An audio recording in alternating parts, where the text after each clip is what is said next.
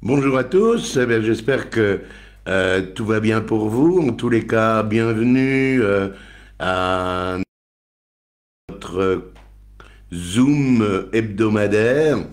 Euh, c'est bien que vous soyez là et puis c'est encore mieux que vous soyez là en direct parce que en direct, vous pouvez me poser des questions et je peux y répondre tout de suite. Aujourd'hui, on aborde un sujet qui semble important puisque de nombreuses personnes parmi vous m'ont posé des questions sur les peurs et comment surpasser les peurs et comment reprendre confiance en moi, etc., etc.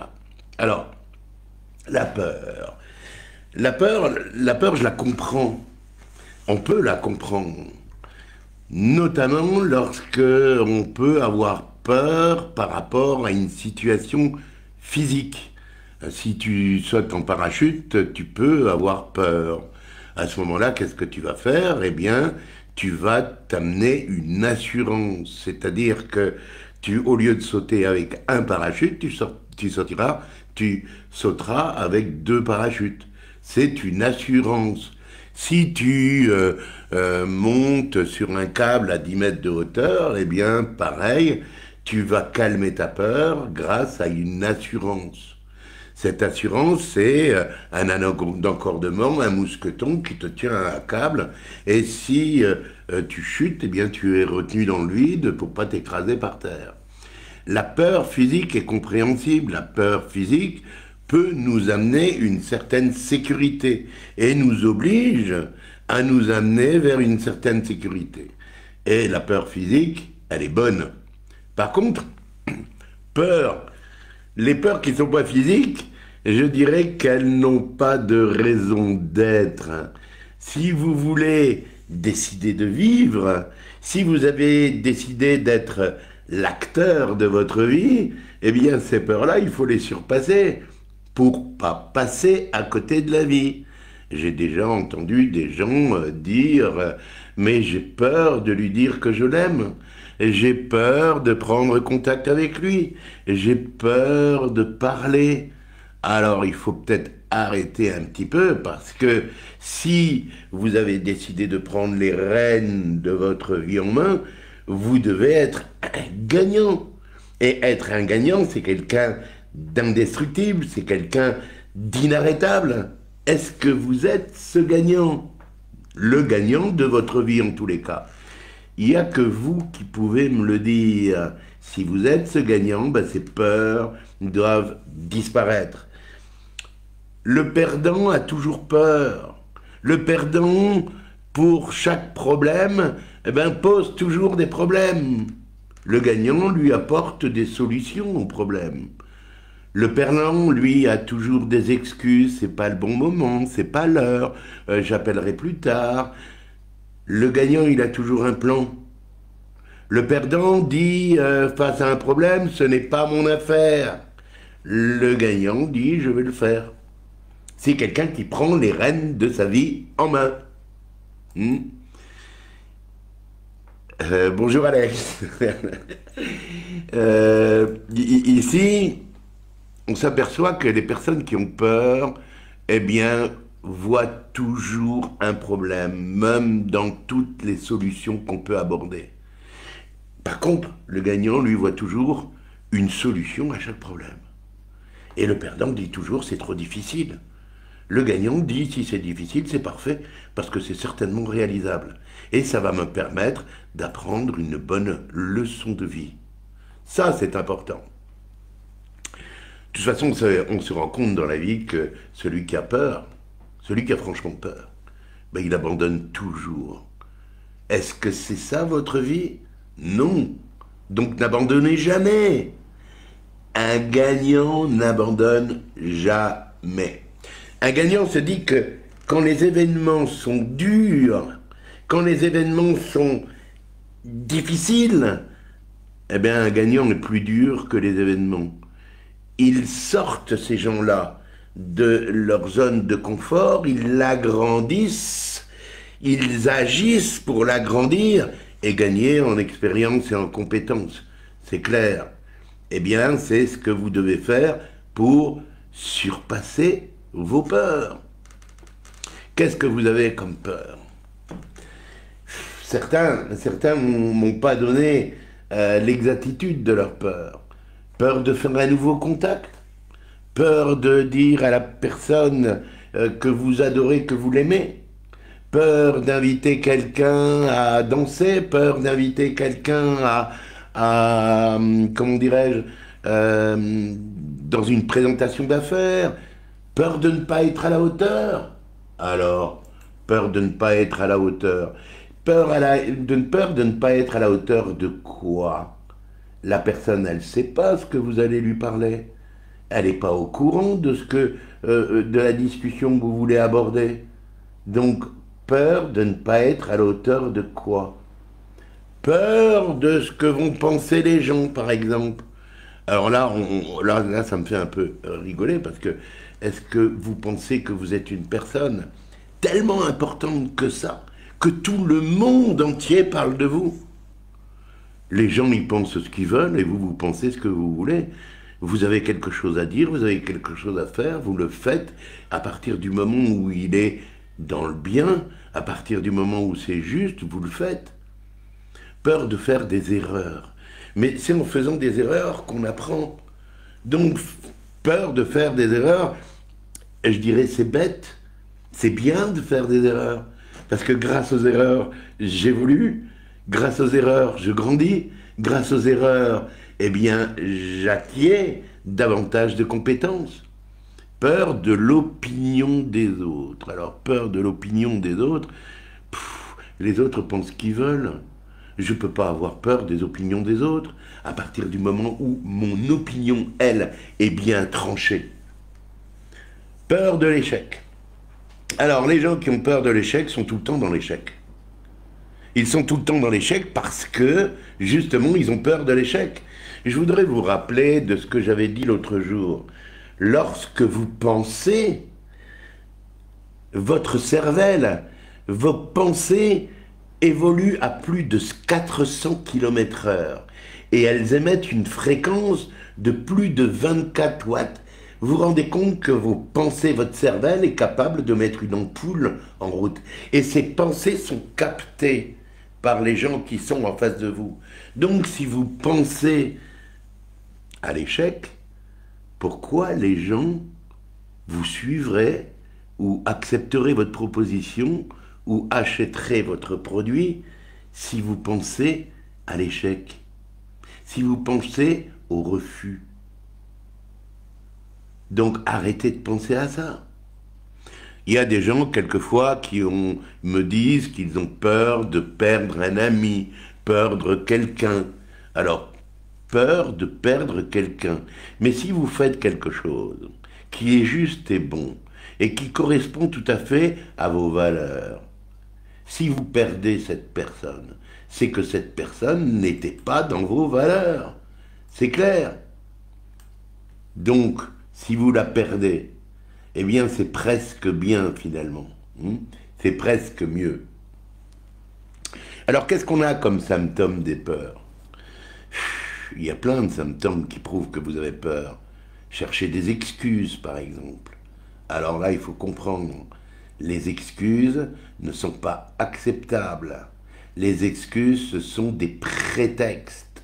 Les excuses ce sont des prétextes pour pas voir, pour ne pas faire, donc j'ai peur, donc je dois surpasser ma peur.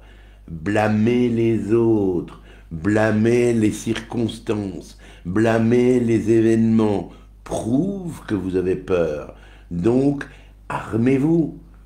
Si vous avez peur de changer un pneu, eh bien, entraînez-vous à changer ce pneu et vous aurez plus peur.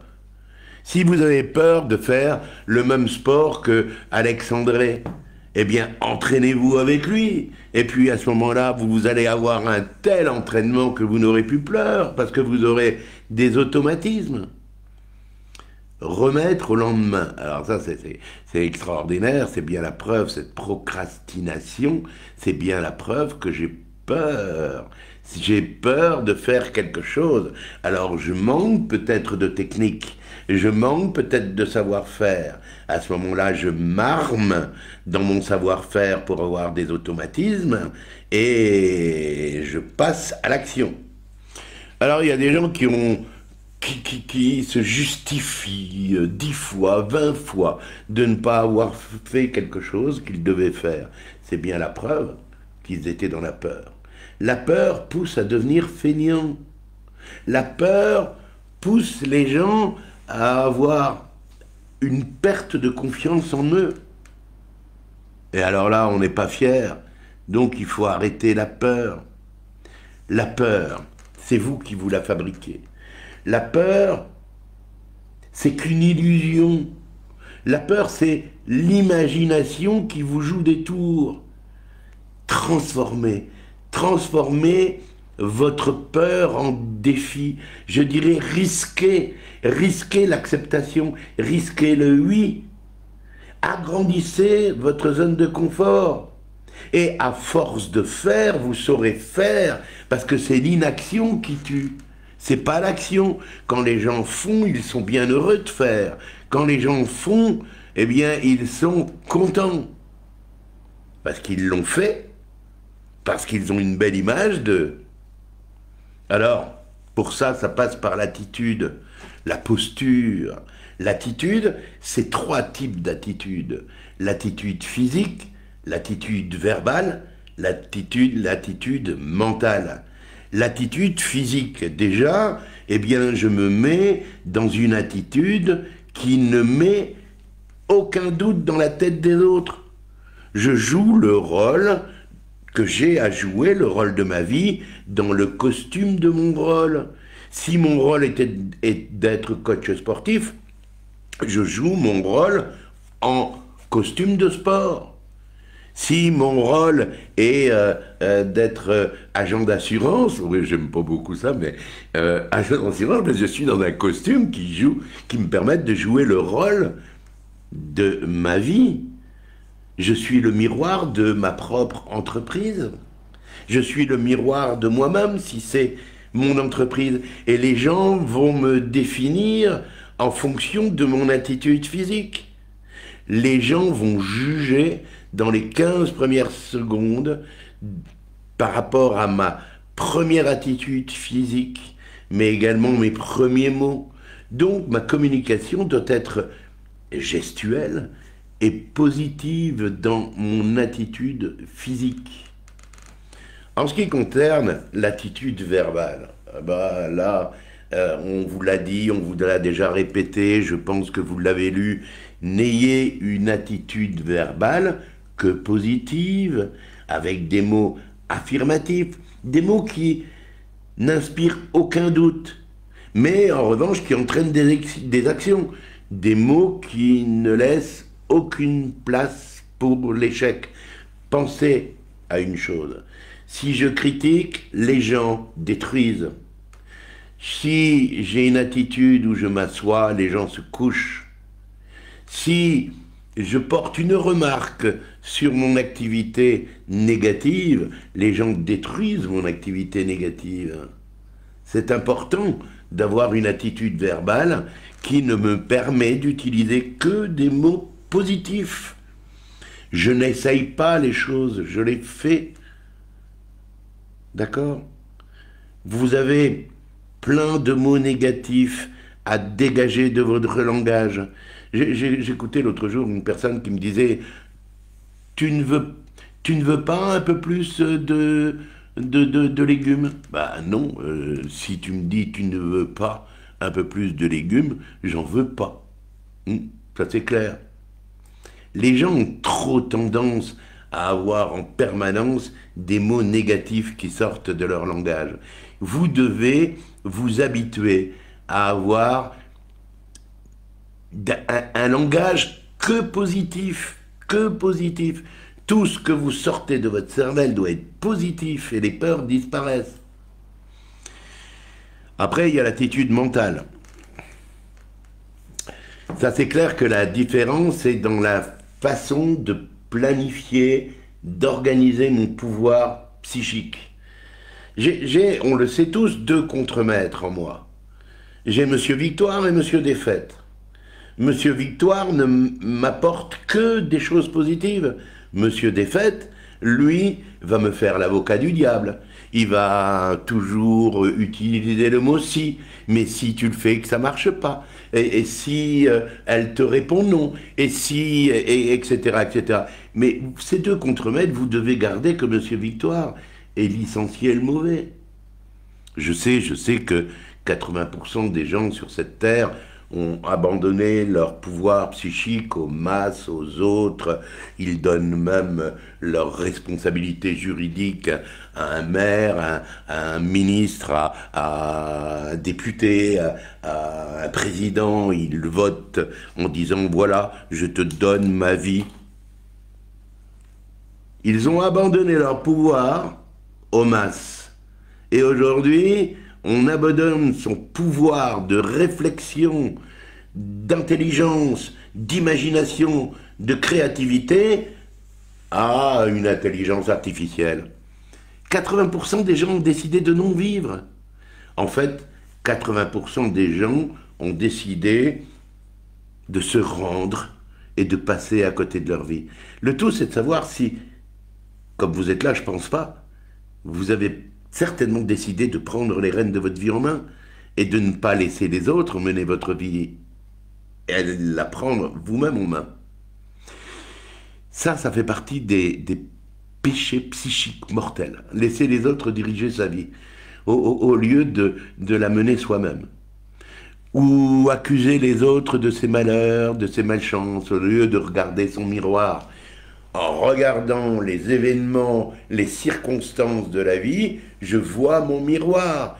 L'univers me montre qui je suis, alors je me corrige. Au lieu de dire que c'est une malchance, je me corrige et j'aligne mes pensées d'une manière positive, avec des sentiments positifs et une imagination, une créativité positive. Et tout ça sur la même fréquence vibratoire, évidemment. Autrement, finalement, oui, effectivement, hein, je suis toujours dans le négatif. Alors, ici, on me dit que... Ah, vous me voyez toujours? Alex, dis-moi si tu me vois toujours. Ouais, on me dit que ma fréquence d'image est trop faible. Alex, tu es là, je sais. Fais-moi coucou. Dis-moi si... si on me voit toujours bien. Ouais, apparemment. Ok. Alors, ici, il faut que vous appreniez à savoir vous vendre. Donc, vous ne devez pas faire de mépris envers vos possibilités, pas de mépris envers votre potentiel. L'être humain est merveilleux, l'être humain est fantastique, l'être humain a toutes les capacités en lui et il a un potentiel inouï, il est capable de faire des choses extraordinaires. Donc vous ne devez pas laisser les peurs dominer les phases de votre vie. Ok? Alors, ensuite, il faut aussi savoir diriger son processus psychique et organiser son esprit vers son but. Donc, il est clair que je pense, j'ai des bons sentiments sur ces pensées qui m'amènent une imagination, une créativité. Une fois que cette imagination, cette créativité est là, en fonction de mon but, eh bien, dès que, dans la loi de l'univers, les rythmes sont de nouveau hauts, je les mets en pratique. Donc, je m'organise et j'organise mon esprit en direction de mon but. Ça, c'est clair. Et puis, il y a tous ces gens qui s'intéressent tout le temps à leurs défauts. En s'intéressant à vos défauts, vous les mettez en valeur. En s'intéressant à vos défauts, eh bien, vous oubliez d'apprendre. En s'intéressant à vos défauts, vous restez bloqué sur vos défauts. On n'en a rien à foutre de vos défauts. Vous devez rien avoir à faire de vos défauts. Pensez à vos qualités. Vos qualités sont tellement extraordinaires. On est des êtres humains. Donc, on a tout un potentiel en nous. Vous devez prendre conscience et croire que 100% de ce que l'esprit peut fonctionner exactement. Il peut fonctionner exactement dans la façon dont vous voulez qu'il fonctionne. En fait, on s'aperçoit qu'il y a plein de gens qui se laissent contrôler par leurs pensées. C'est nous qui contrôlons nos pensées. N'oubliez pas que c'est nous qui contrôlons nos pensées. Alors, quelques secrets. Interrogez-vous d'abord. Demandez-vous au plus profond de vous-même ce que vous voulez réellement. Parce que ce que l'esprit peut concevoir, l'esprit peut le réaliser et on peut l'obtenir. Il faut oublier le passé, contempler l'avenir, avancer avec son positivisme, avec sa certitude, avec son sans aucun doute. Ok, l'univers vous montre que vous avez des peurs. À ce moment-là, transmutez-les. Venez voir un thérapeute comme Sabine ou moi-même, ou des personnes qui sont ailleurs en France. Nathalie me disait l'autre jour, je peux m'occuper des transmutations des personnes en Normandie. Et puis les autres, venez nous voir au Portugal, pourquoi pas. Faites un petit voyage et on peut s'occuper de vous et dégager tout ce qui vous crée en peur et qui vous bloque. Oubliez le passé, contemplez l'avenir et remplacez, grâce à la transmutation des mémoires cellulaires, tout ce qui est mauvais et qui vous bloque par des choses positives. Voilà, j'espère que j'ai répondu à vos interrogations sur les peurs. En tous les cas, j'espère que ce direct vous a fait du bien. N'hésitez pas à me poser des questions. Je vois que quelquefois, il y a 10 ou 15 personnes qui ont vu, ou 20 ou plus, souvent plus, ma vidéo, et j'ai 2 ou 3 j'aime. Ça veut dire que vous n'avez pas aimé, alors dites-le. Si vous n'avez pas aimé, dites-le. Si vous avez aimé, mettez un petit j'aime. Ok? En tous les cas, je vous souhaite une merveilleuse journée. J'espère que ça vous a été utile. Et puis une merveilleuse semaine avec plein de bons résultats, plein de choses positives. Enfin, que votre vie soit votre vie, absolument, et puis la plus belle possible. Eh bien voilà, à très bientôt les amis. Je vous souhaite encore une excellente journée.